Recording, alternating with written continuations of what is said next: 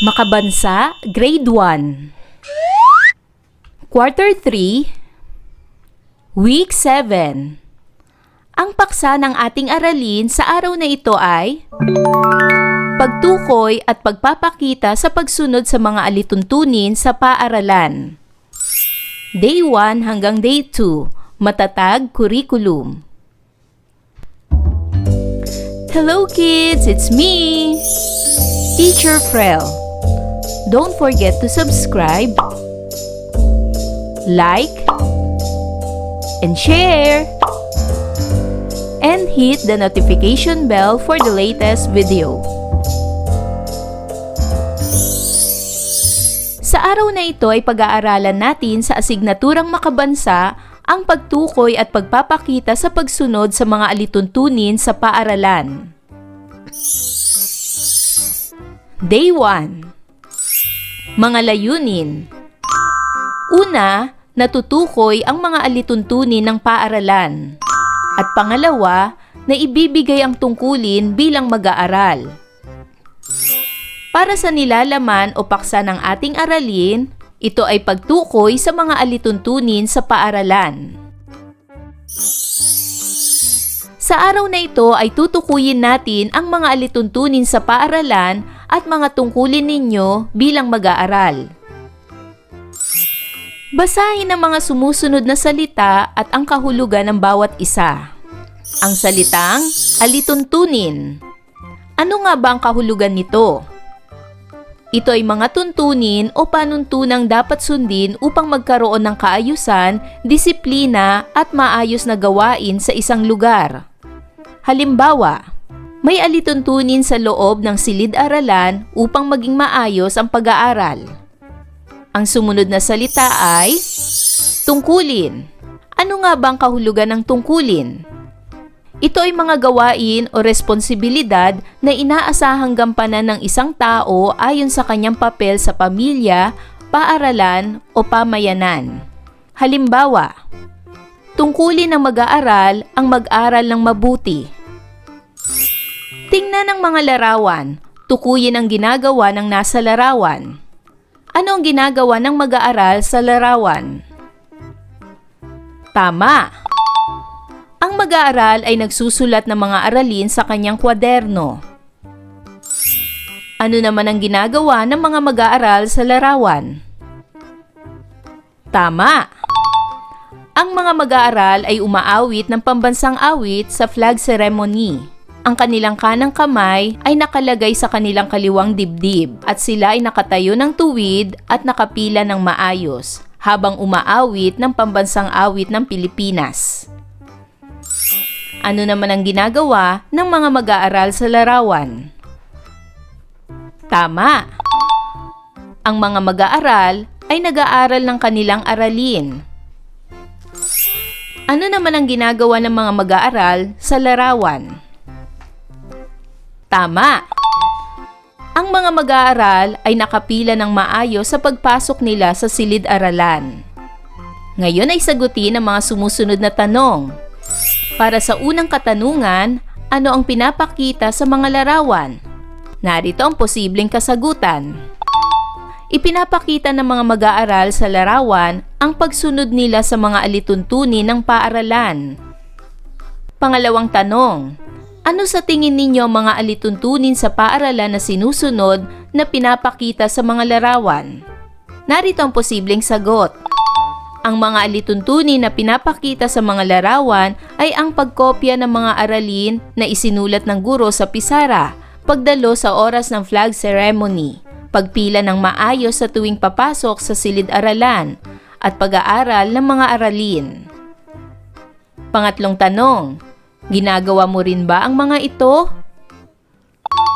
Ang pagsunod sa mga alituntunin sa paaralan ay isang responsibilidad ng lahat ng mga tao sa paaralan dahil ito ay nagpapanatili ng kaayusan at disiplina sa loob ng paaralan.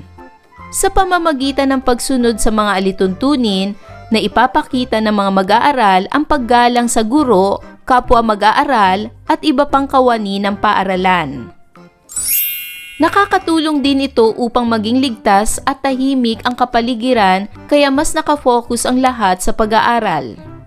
Bukod dito, nahuhubog ang mabuting asal, disiplina at pananagutan ng mga mag-aaral at naiiwasan ang gulo at kapahamakan. Ang pagsunod sa mga alituntunin ay mahalaga upang magkaroon ng maayos, ligtas at masayang paaralan para sa lahat. Ngayon ay gawin ang larong ito. Paint me a picture. Bumuo ng 5 pangkat. Bawat pangkat ay isa-isang bibigyan ng sitwasyon na may kinalaman sa gawain sa paaralan. Narito ang mga sitwasyon na inyong gagawin. Ang bawat pangkat ay bibigyan ng 1 hanggang 2 minuto para umisip kung paano ninyo ipapakita ang sitwasyon at kayo ay hindi gagalaw pag natapos ang oras. Isa sa inyo ang magpapaliwanag kung ano ang larawan ninyo. Narito ang mga sitwasyon na inyong gagawin. Para sa unang sitwasyon, mag-aaral na nakatayo ng tuwid na ang kanang kamay ay nasa kaliwang dibdib habang kumakanta ng lupang hinirang. Narito naman ang pangalawang sitwasyon. Mag-aaral na babae at lalaki na suot ang kanilang uniforme at ID. Narito naman ang pangatlong sitwasyon. Mag-aaral na nag-aaral ng kanyang aralin. Narito naman ang ika-4 na sitwasyon. Grupo ng mga mag-aaral na babae at lalaki na naglilinis ng kanilang silid-aralan. Narito naman ang ika-5 sitwasyon. Mag-aaral na nagtatapon ng basura sa tamang basurahan.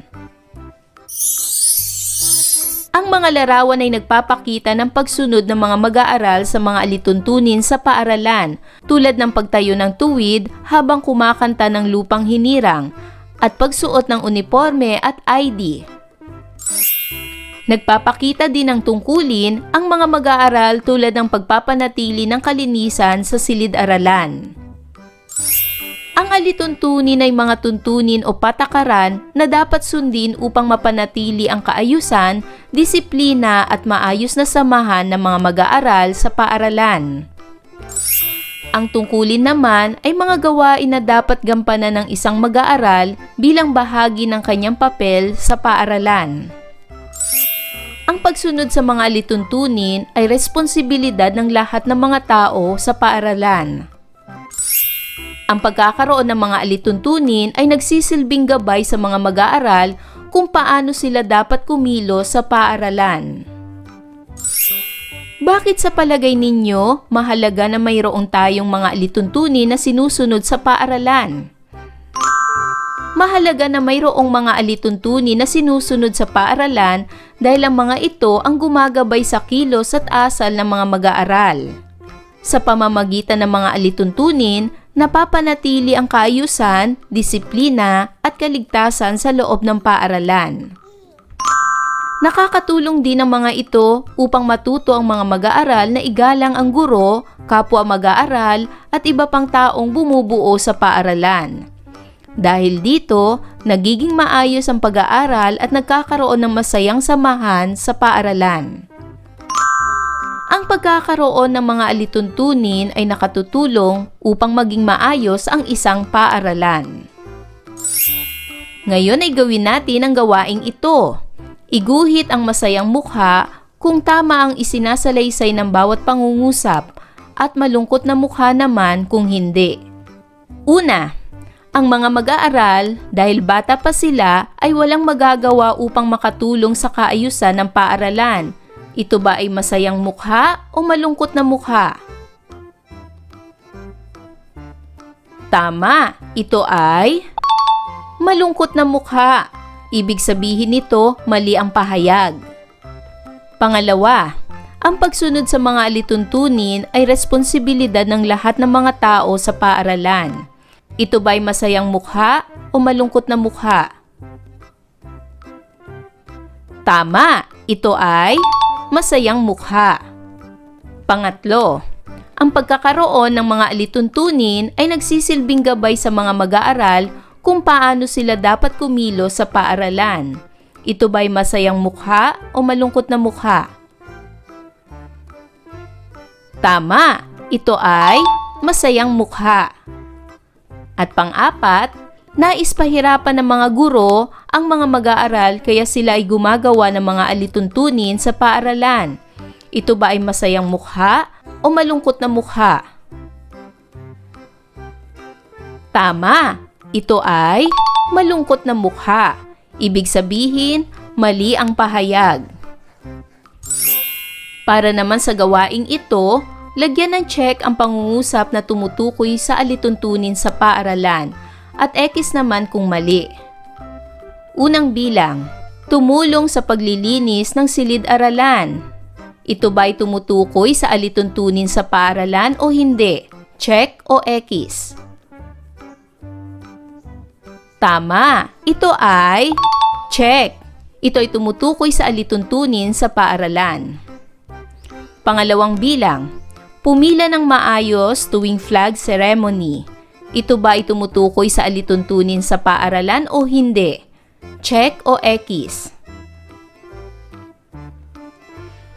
Tama, ito ay check. Tumutukoy ito sa alituntunin sa paaralan. Pangatlo, kumain ng madami kapag oras ng recess. Ito ba ay tumutukoy sa alituntunin sa paaralan o hindi? Check o X? Tama, ito ay check. Ibig sabihin, tumutukoy ito sa alituntunin sa paaralan. Pang-apat, matulog ng maaga sa gabi. Ito ba ay tumutukoy sa alituntunin sa paaralan o hindi? Check o X? Tama, ito ay X. Ito ay hindi tumutukoy sa alituntunin sa paaralan dahil ito ay alituntunin sa loob ng bahay. At panglima, magsuot ng uniforme at ID sa pagpasok sa paaralan. Ito ba ay tumutukoy sa alituntunin sa paaralan o hindi? Check o X? Tama, ito ay check. Tumutukoy ito sa alituntunin sa paaralan. Day 2. Mga layunin. Una, natutukoy ang mga paraan sa pagsunod sa mga alituntunin ng paaralan. At pangalawa, na ipakikita ang pagpapahalaga sa alituntunin ng paaralan. Para sa nilalaman o paksa ng ating aralin, ito ay pagpapakita sa pagsunod sa mga alituntunin sa paaralan. Tayo ay magbalik-aral sa mga tinalakay natin noong nakaraang araw. Narito ang mga larawan na nagpapakita ng pagsunod ng mga mag-aaral sa mga alituntunin sa paaralan. Gaya ng mag-aaral na nakatayo ng tuwid at ang kanang kamay ay nasa kaliwang dibdib.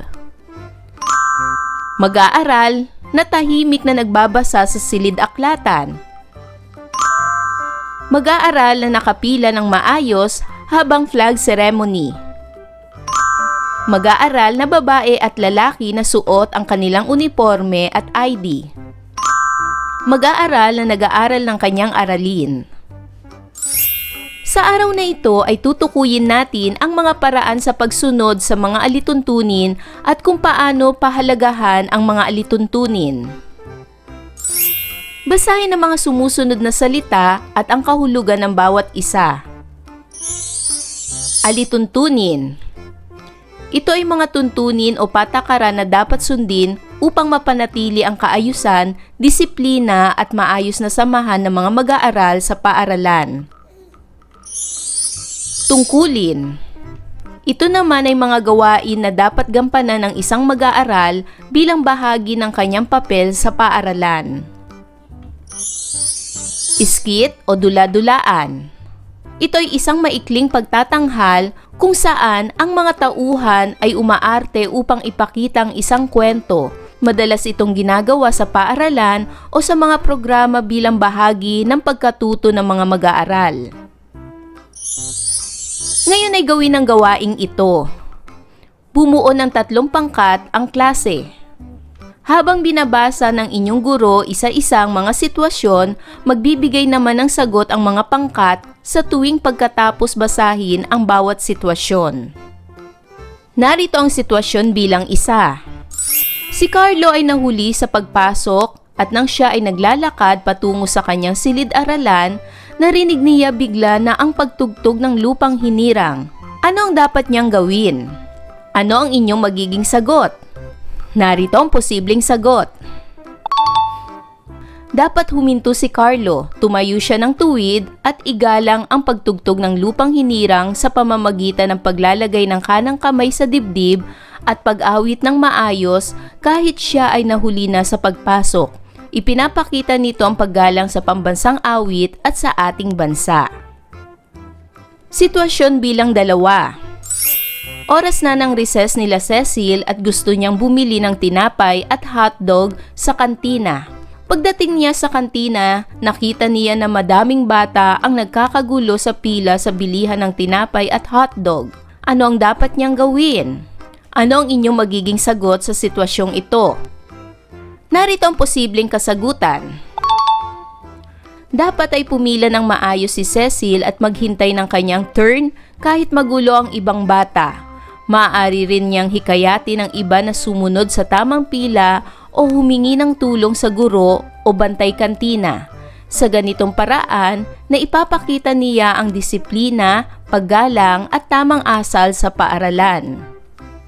Sitwasyon bilang 3. Matapos ang art class nila Juan kung saan sila ang naggupit-gupit ng mga papel, nakita niya na madaming kalat malapit sa upuan niya. Ano ang dapat niyang gawin? Ano ang inyong magiging sagot para sa sitwasyong ito? Narito ang posibleng sagot. Dapat pulutin o walisin ni Juan ang mga kalat na malapit sa kanyang upuan at itapon ang mga ito sa tamang basurahan.